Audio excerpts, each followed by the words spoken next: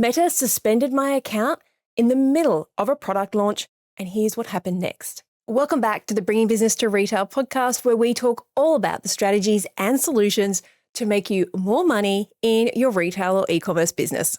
One Sunday morning, not so long ago, I sat on the sofa with my cup of tea. We were smack bang in the middle of launching our biggest event of the year, the Double My Holiday Sales Bootcamp. I'd been posting like 3 to 5 times a day across TikTok, Facebook, Instagram, and YouTube. Not doing this automatically. I had very strict instructions from my content assistant that I had to be posting manually, I had to be replying, I had to be engaging. Now, this is not something that I enjoy doing.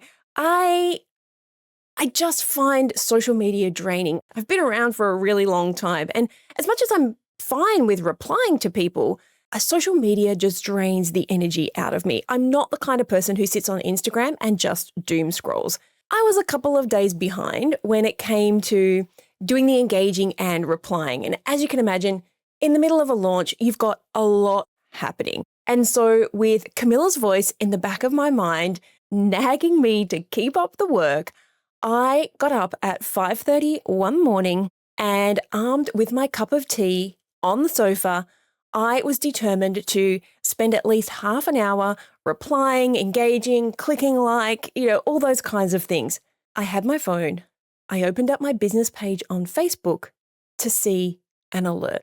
We've suspended your page. You'd think that I would be panicking, but actually I wasn't, because this has happened to me before. It happened about 6 months ago when someone tried to hack my account. I knew that I just had to go through some 2-factor authentication steps the first time it happened. It really freaked me out. This time I was kind of like, oh, it's all good. I just have to go through the multi-factor authentication and it will all be fine. I clicked through the buttons. We've suspended your page. This is because Selena Knight, retail growth strategist, goes against our community standards. The button said see details. I'm like, yep, click. Your page has been unpublished. This is because Selena Knight, retail growth strategist, goes against our community standards. Okay, continue, click. Then there was a page that said how we make decisions. We use the same community standards all around the world, whether we use AI technology or a review team to remove anything that doesn't follow our standards as quickly as possible. Okay, this is a little bit different. Maybe they've just changed out the process. Then it said we don't allow certain things on Facebook, including graphic violence, hate speech, harassment, bullying, nudity, sexual activity, and sexual exploitation. There's none of that on my page. So I clicked continue, and it said, what would you like to do? Accept the decision or disagree? Well, which one do you think? I clicked the disagree button. A pop-up comes up that says, sorry, something went wrong. There's a technical problem with this feature. We're working to get it fixed. I'm like, okay, I'll just leave it. I thought, oh, you know what I'll do? I'll just try it on my laptop. I grab out my laptop, go through the whole process, same thing. I'd just gotten a brand new phone and I figured, well, you know what? It's got the latest of everything. I hadn't quite moved over to the new phone yet, but you know what? I'll go and log in on that phone. I'll try that. I go through the process. Same thing. Okay. Well, you know what? I pay to be Meta verified, so I'll just go in and use the support function. I was actually really surprised because at this point it is a Sunday morning at 7 a.m. and someone actually called me. We have no faith in Meta doing anything, but I got a phone call. And at that point, I was feeling very, very smug about the fact that I was paying for that blue tick and it was paying off right about now. So the girl went through all of the process again. She had me record a screencast to send to the technical department. She had me record a screencast on both of my phones and my laptop to prove that it wasn't working. I figured all of this stuff would be sorted out by lunchtime. If you're listening, just like an episode of Grand Designs where the opening shot says 2022, you'll know that that did not go to plan, or I would not be recording this episode. I realized later that day that even though my Instagram page was still working, my ads account had been shut down. In fact, when I dug in a little bit deeper, the ads had stopped running on Friday night. Remember, this was Sunday. At this point, let me remind you that this was the biggest launch for us of the year. my ads budget for 10 days was in the range of $40,000 to $100,000, depending on our cost per lead, with another 5 figures to be spent promoting our Scale Your Store Accelerator a couple of weeks later. So for me, I was looking at anything from maybe $100,000 to $200,000 of ad spends. And so for ads to stop running only a couple of days into a 10-day campaign, that would have a huge effect on the outcome. At this point, I think we'd only spent around $5,000 because we had a strategy which was a lot of top-of-funnel ads, and they'd been running for a few days and they were all designed to ramp up spending over the weekend. And this is the point where I started to freak out. Remember, I'm in a very condensed period of time on the biggest launch of the year. So I was on chat, I've been on the phone to Meta for pretty much most of Sunday and Monday and Tuesday. So finally on Wednesday, a new Meta person was able to figure out that the problem wasn't in fact hate speech or nudity. It was actually an ad that I had created. And it was a B-roll ad of some store windows with text over the top. Now, this was footage that I had taken inside of a shopping mall, but the problem was you could see the Louis Vuitton logo in the video, and that ad was flagged as IP infringement.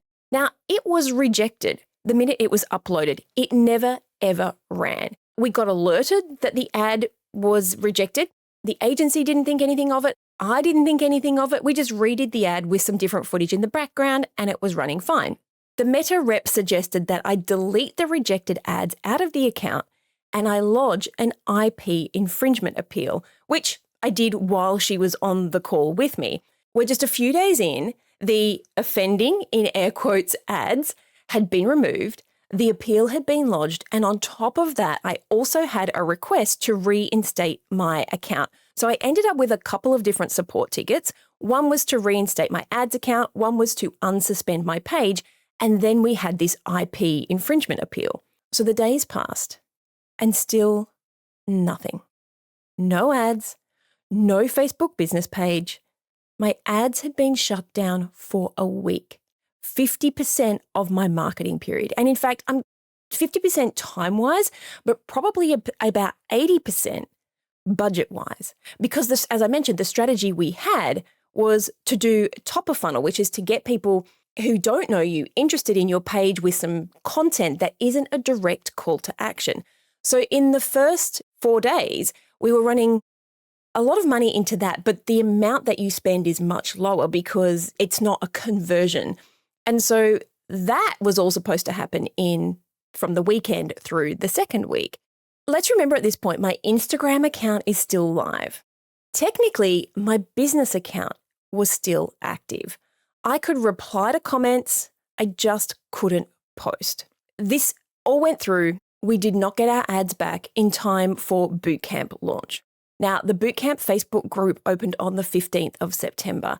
And it wasn't until that moment that I realized that our main point of interaction was this Facebook group for the bootcamp. I'd set it up several weeks beforehand. My team were the only members, but I realized at that point, I didn't even know if I would be able to access the group. I jumped in. And just as the email was about to go out to tell everybody that the group was now open, all of a sudden I've realized that I don't know if I can use the group. So we paused the email going out while I was trying to work out if I could access. Now my team could obviously access it, but I'm the one hosting the event. And so I needed to be able to post. I opened up the group, sighed with relief. Oh, great. Okay, I can get into the group. It's still here. I couldn't post a damn thing. And so I had to go and quickly create an alternative profile and then add this profile as an admin. I'm sure that technically I'm not supposed to be doing it, but I'm in a situation here where, yes, I could post as my team, but the reality is I needed people to be able to see me as a person, and I felt very, very unprofessional at this point. So I created a new profile. I added this profile as an admin. And then I was able to post using this alias account. And so I was sitting at my desk a couple of days later when I saw an email pop up and it said that my Meta verified account had been cancelled. Okay. Now, the thing is, you might kind of say, well, you're paying your money and yes, you lost your blue tick. But what it also meant was that my level of support instantly vanished. So when you pay for the blue tick, you get a different level of support. I mean, we all think we don't, but it was clear that people were calling me and I did have that extra level of support. That they were helpful, that's still to be argued, but all of that disappeared. So we were halfway through boot camp and I was still relying on this alias profile to post, and I was hoping that my ads account would be restored because straight after boot camp, we were opening the doors for the last Scale Your Store Accelerator of the year. I was messaging daily. Remember, I've got 3 support tickets at this point. Each one, I was messaging daily, trying to get updates.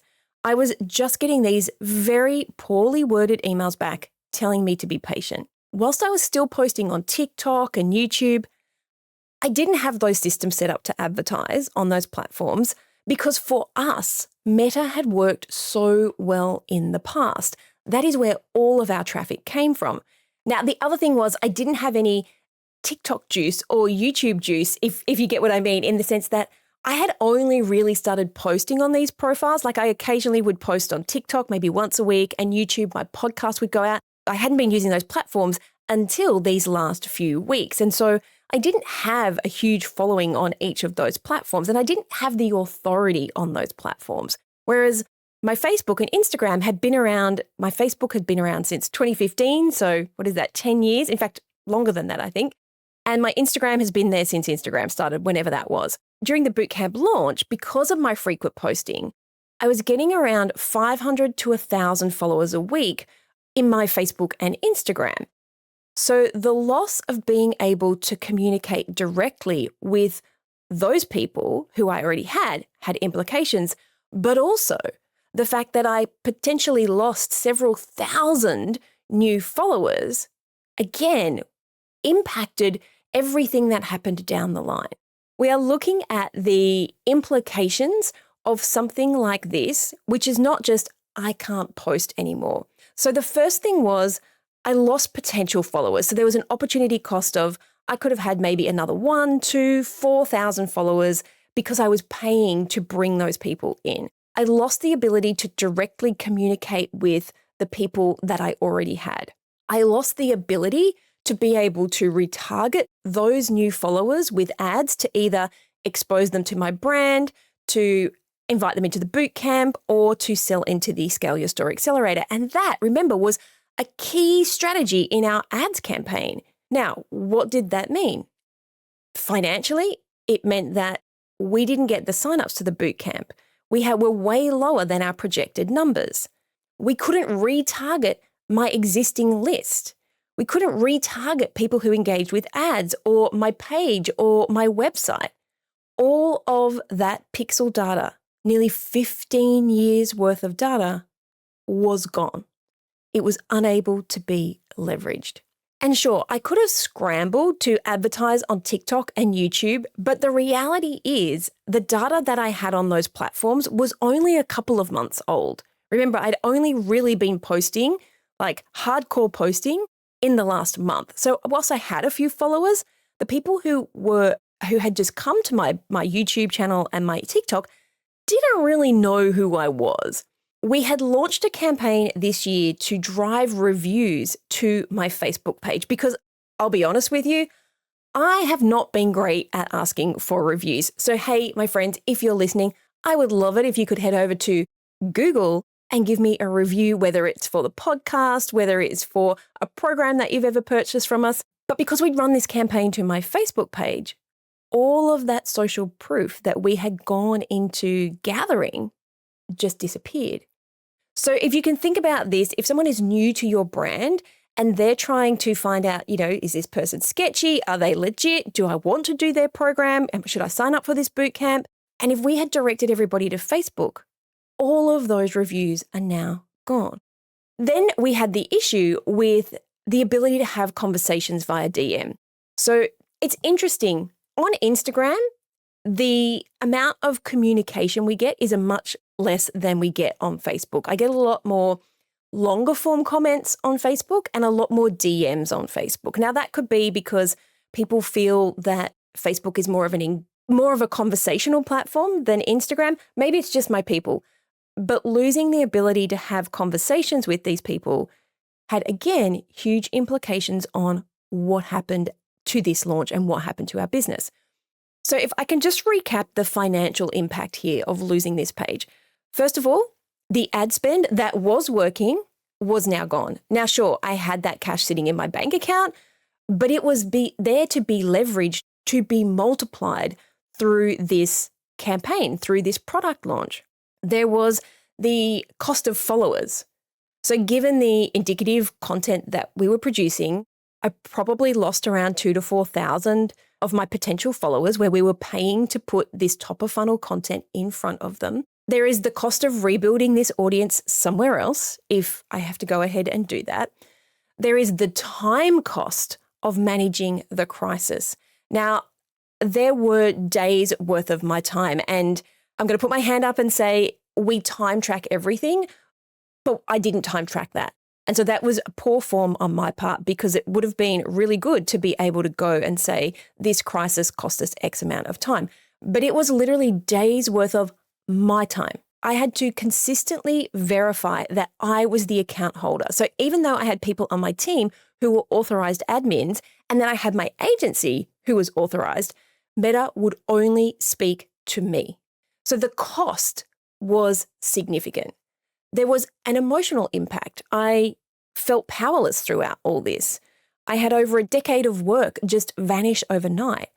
And as I sit here recording this multiple times a day, I wonder, what if I can't get it back? Now, I am staying optimistic, but the truth is I am now at the point where I have to make a decision as to whether I go and start at this point, I've decided I will probably start a company page. So we'll either do a retail academy or retail strategist page and a new business manager account that is attached to that page. So if my Selena Knight retail strategist page comes back, I will use that as my personal brand and as my primary page.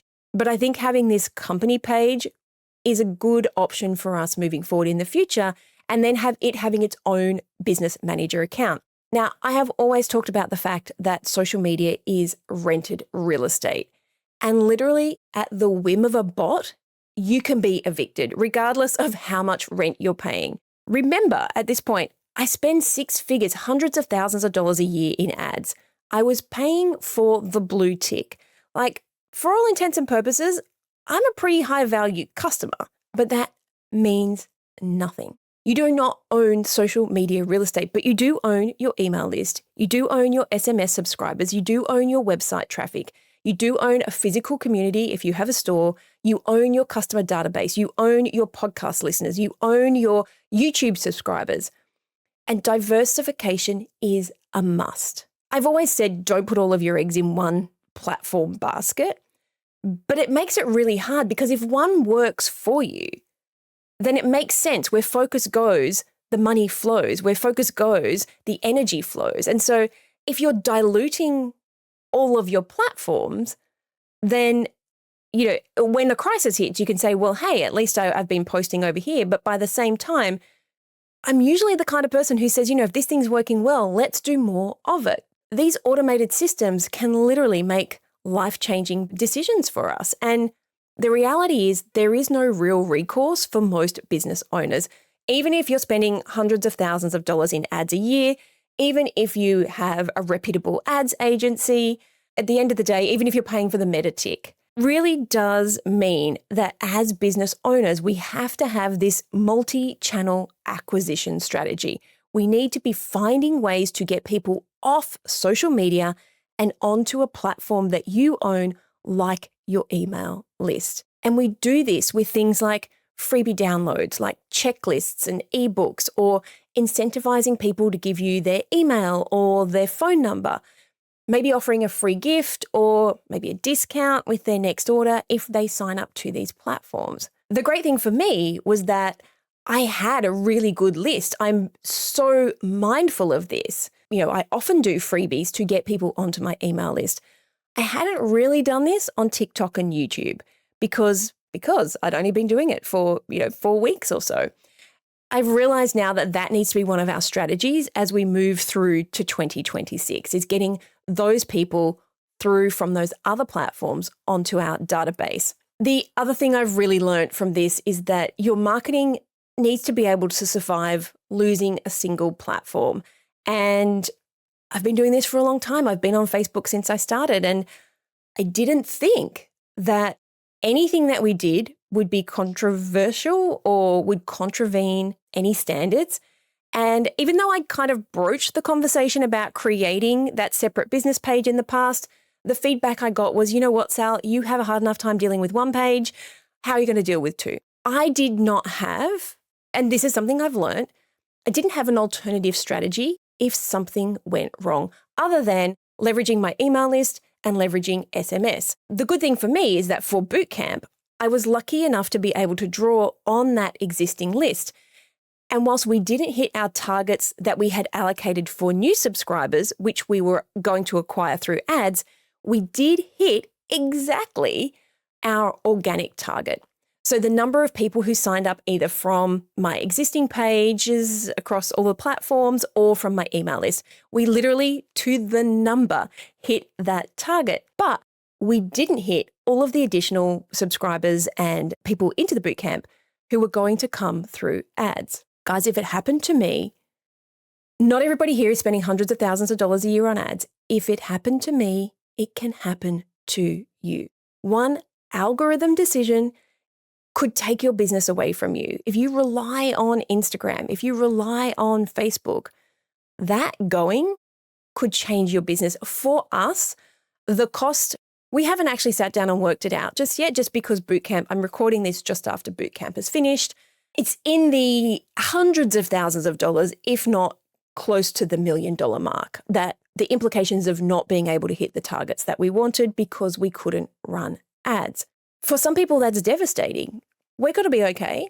But if you're relying on that for a big product launch and all of a sudden you are stuck with a whole bunch of inventory, how are you going to move it out? So the platform that you build your business on has to be one that you own. And using rented property like social media, the companies that own these don't owe you anything.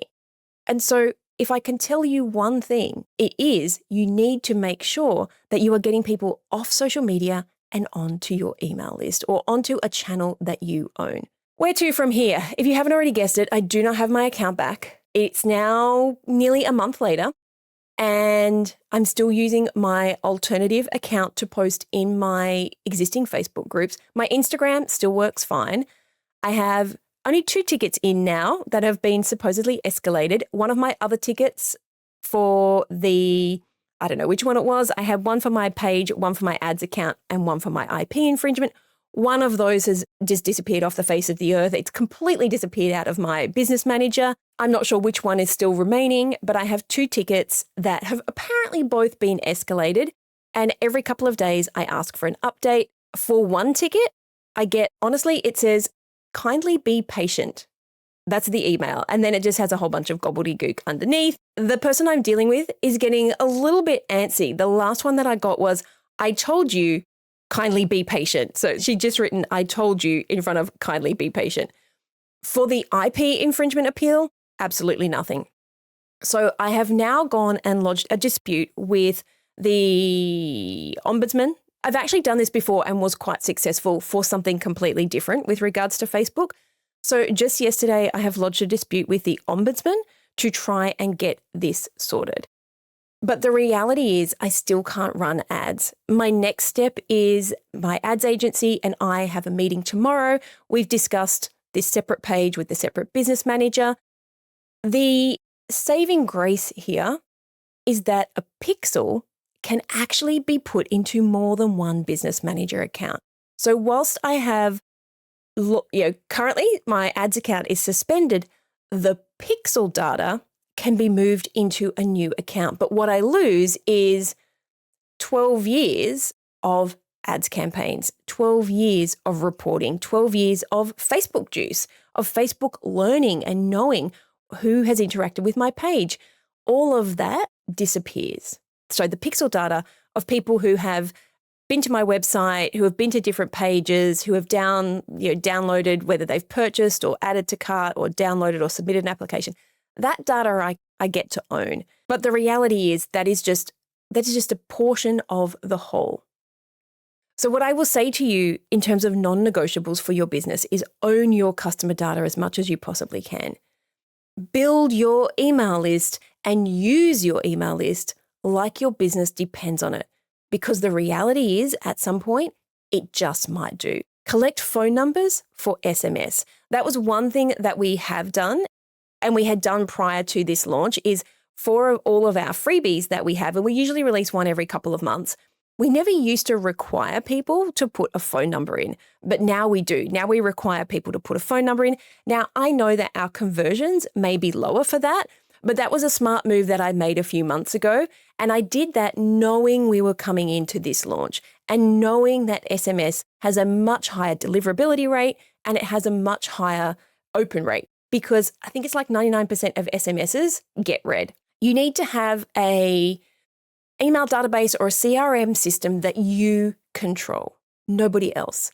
If you are relying on Facebook Business Manager to track all of your customers, or if you're using something like Comment Sold to do all of your selling, if that goes away, you could literally be screwed, my friends. If you don't already diversify your traffic sources. And as I said, I've started doing this, and the reality is I will probably continue to automate the content that goes out to my YouTube and my TikTok rather than the Instagram and Facebook because they were my primary channels. I will post those manually. But we do have software that we can use to push everything out automatically. And so at this point, we will start to leverage those channels more to be able to build up the list. So we have plans on both TikTok and YouTube running ads to gain our subscribers, and for TikTok to releasing some more freebies to be able to get those people from TikTok back onto the list.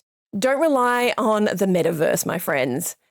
Make sure that you invest in your email, invest in your SMS, invest in your SEO, partnerships, PR, all those kinds of things. Because this was the first time that we'd run boot camp in this style. We'd run boot camp at the same time last year, but it was a little bit different. And so because this was our first time, we didn't go out and partner with other companies to be able to promote it. This was kind of our soft launch, just to make sure we had everything right. It was engaging. People were happy with the content. We had all the systems built in the background. We've now built that to be able to go out to our, people who we can partner with, our friends, our affiliates, to be able to make it bigger in the future. PR, things like that. Making sure that you are able to get your message out and build your own audience. Use blogs on your website to drive more traffic. Maybe you might want to start a podcast because you own your RSS feed. If you're not already using YouTube, think about whether you can take some of your existing content and put it over onto YouTube because it's a lot less fickle than Meta is. In terms of insurance, making sure that you own all of your data, like making sure. When I lodged my appeal with the ombudsman, they asked me if I wanted a financial settlement. I had to and because we have lost a huge amount of money as a result of this. But at this point, I have to wonder if just getting my account back is going to be enough.